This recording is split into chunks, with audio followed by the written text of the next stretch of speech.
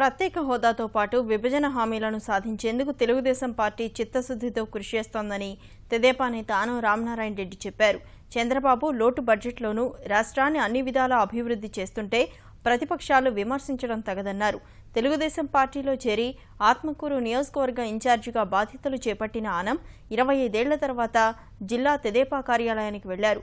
Party నేతలు బీద రవిచంద్ర, సోమిరెడ్డి చంద్రమోహన్ రెడ్డిలు ఆయన్ను సాదరంగా ఆహ్వానించారు. అందరితో కలిసి వారి ఆలోచనలు సూచనల మేరకు మేము కూడా కలిసి పనిచేస్తాం.